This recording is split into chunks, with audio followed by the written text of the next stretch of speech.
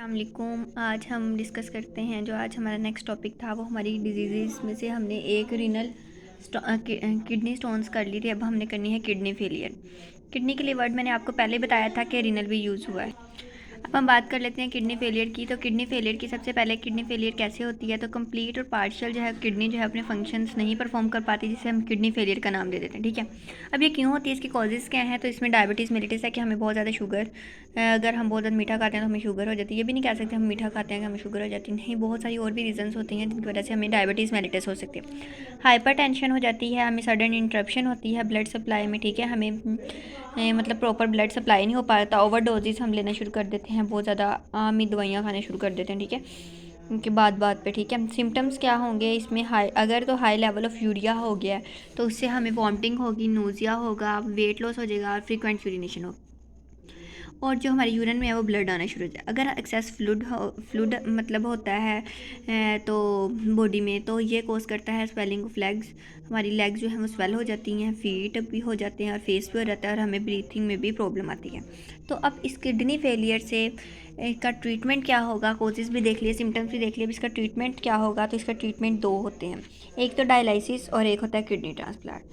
तो दोनों ही मतलब बहुत ही ज़्यादा ना ख़तरनाक हैं। ठीक है, अब डायलिसिस क्या है। डायलिसिस में होता है कि ब्लड को हम आर्टिफिशली जो है आर्टिफिशियल किडनी के थ्रू को ब्लड को क्लीन करते हैं। ठीक है, अब डायलिसिस जो है वो दो तरह से, पेरिटोनियल डायलिसिस और हीमोडायलिसिस। अब पेरिटोनियल डायलिसिस की बात कर लेते हैं। तो इसमें क्या होता है, जो इस टाइप की डायलिसिस होती है, इसमें डायलिसिस फ्लूइड जो होता है वो पम्प किया जाता है फॉर टाइम पेरिटोनियल कैविटी में। पेरिटोनियल कैविटी कहाँ पे होती है, बेसिकली पेरिटोनियल कैविटी होती है जो हमारी गट के अराउंड स्पेस होती है, खाली कैविटी को कहते हैं, उसको कहते हैं पेरिटोनियल कैविटी। और ये कैविटी जो है वो एक मेम्ब्रेन के थ्रू लाइन की जाती है, जिसे कहते हैं पेरिटोनियम। ठीक है, इसमें बहुत सारी ब्लड वेसल्स होती हैं। ठीक है, जब हम जो है डायलिसिस फ्लूइड को पेरिटोनियल कैविटी में एंटर करवा देते हैं तो क्या होता है, वेस्ट मटेरियल जो होता है पेरिटोनियल ब्लड वेसल्स वो डिफ्यूज़ कर जाती हैं डायलिसिस फ्लूइड में। उसके बाद क्या होता है, वो ड्रेन आउट हो जाते हैं, यानी बाहर निकाल दिया जाता है उसको फिर।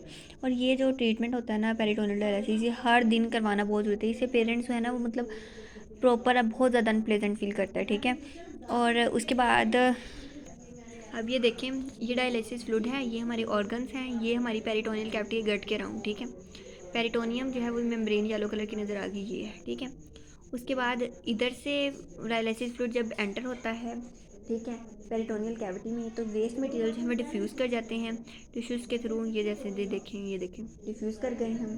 डिफ्यूज़ करने के बाद क्या होता है, जो डिफ्यूज़ करने के बाद डायलिसिस फ्लूइड जाता है वो ड्रेन आउट कर दिया जाता है, जो एक्स्ट्रा वेस्ट मटेरियल होता है। ठीक है, ये देखें फॉर ड्रेनेज के लिए। इधर से जो यूज़फुल होता है वो कर लिया जाता है सेप्ट। ठीक है, और बाकी जो होता है वो ड्रेन कर लिया जाता है। अब हीमोडायलिसिस की बात करते हैं। तो इसमें क्या होता है, जो ये एक ना हम आर्टिफिशियल किडनी प्रिपेयर करते हैं, एक मशीन के थ्रू करते हैं। पेशेंट का ब्लड जो है वो पंप करते हैं एक मशीन के, इसको डायलाइज़र का नाम दिया जाता है। इस डायलाइज़र में बहुत सारी लॉन्ग ट्यूब्स होती हैं और वॉल्स होती हैं जिस एक्ट करती हैं सेमी परमेबल मेम्ब्रेन। ठीक है, जिसमें बहुत ज़्यादा पोर्स होते हैं। ठीक है, ब्लड जो है वो फ्लो करता है इन ट्यूब्स के थ्रू।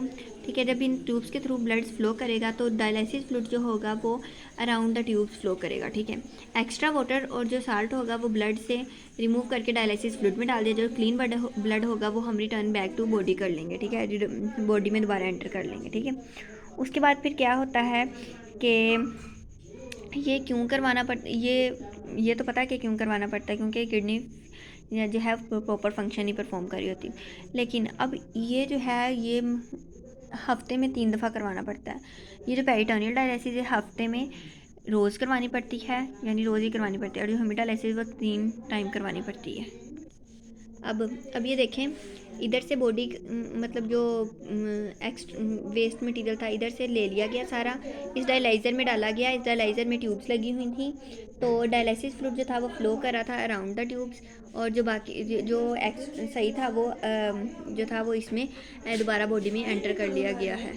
ठीक है, डायलिसिस फ्लूइड में जब एक्स्ट्रा मटेरियल डिफ्यूज़ कर गया तो फिर ये जो एक्स्ट्रा मटेरियल इधर आ गया, और फिर जो दोबारा था वो दोबारा बॉडी में फ्रेश होके चला गया। ठीक है, ऐसे जो है वो हीमोडायलिसिस होती है। अब हम दूसरा मेथड देख लेते हैं, किडनी ट्रांसप्लांट था। ये बेसिकली ना डायलिसिस करवा के बार बार रिपीट करने हैं हर दिन या 3 दिन के बाद, तो ये पेशेंट जो है ना वो अनप्लेजेंट फील करता है और मतलब प्रॉपर नहीं, मतलब ये इसका होता है ट्रीटमेंट, ठीक है, वो अक जाता है, ठीक है। अब हमने इसके लिए एक और ट्रीटमेंट दिया है कि अगर सारी स्टेज डायलिसिस भी हो जाए और फिर भी प्रॉपर वर्क ना करे तो एक एंड स्टेज होती है किडनी ट्रांसप्लांट कर दी जाए। किडनी ट्रांसप्लांट बेसिकली क्या होती है, हमने रिप्लेसमेंट करवानी होती है जो डैमेज किडनी होती है, जो डैमेज पेशेंट की किडनी होती है किसी भी डोनर हेल्थी किडनी के साथ, ठीक है, जिसकी सही हो और वो एक पे रह भी सकता हो, ठीक है। किडनी जो है ना कैसे मतलब अब रिप्लेस करवाई जाती है। किडनी जो है ना वो डिक्रीज डोनर से भी और लिविंग डोनर से भी रिप्लेस कर दी जा सकती है, ठीक है। और फिर अब ये जो डोनर होता है ये इसका रिलेटिव भी हो सकता है और मे नॉट भी रिलेटिव, ठीक है। अब कंडीशंस क्या होती हैं कि कैसे अब पता चलता है किसकी किडनी इसके साथ मैच हो गए। तो जो टिश्यू प्रोटीन होती है डोनर की वो पेशेंट के साथ मैच होनी चाहिए, ठीक है। पेशेंट की और डोनर की दोनों की सेम होगी, देन ही फिर किडनी जो है वो ट्रांसप्लांट होगी। अब प्रोसेस क्या होता है सारा, अब प्रोसेस देखते हैं। तो जो किडनी होती है ना, डोनर किडनी, वो ट्रांसप्लांट कर दी जाती है पेशेंट की बॉडी में, और वो कनेक्ट किससे करती है, पेशेंट ब्लड से और यूरिनरी सिस्टम से, ठीक है। यूरिनरी सिस्टम से वो कनेक्ट करती है। अब इसका अगर हम करवा लेते हैं तो इसका लाइफ स्पैन क्या है, वो है 10 to 15 ईयर्स, ठीक है। जब पेशेंट जो है वो ट्रीट कर दिया जाता है डायलिसिस के through for some intermediate time, problems आ जाती हैं, ठीक है। प्रॉब्लम्स आती हैं तो एक तो ट्रांसप्लांट होता है, अगर फेल हो जाए तो हम सेकंड ट्रांसप्लांट भी करवा सकते हैं। अब प्रॉब्लम्स आती हैं तो प्रॉब्लम्स में क्या होता है कि एक तो इन्फेक्शन हो भी सकता है, ठीक है, इम्बैलेंसेस भी हो सकती है बॉडी साल्ट में, जो प्रॉब्लम्स बोन प्रॉब्लम्स भी कोज कर सकती है और अल्सर वगैरह भी कोज कर सकती है, ठीक है। ये हमारा किडनी फेलियर थी। किडनी फेलियर के क्या कॉजेज़ थे, सिम्टम्स थे और इसका ट्रीटमेंट था, जिसमें किडनी डायलिसिस पड़ी, पेरिटोनियल डायलिसिस पड़ी, हीमोडायलिसिस पड़ी और किडनी ट्रांसप्लांट पड़ा कि कैसे अगर मैच होनी है तो कैसे होनी है। Thank you very much. अगर कोई भी क्वेश्चन हो आप लोग का तो आप लोग कमेंट्स में मुझे बता सकते हैं।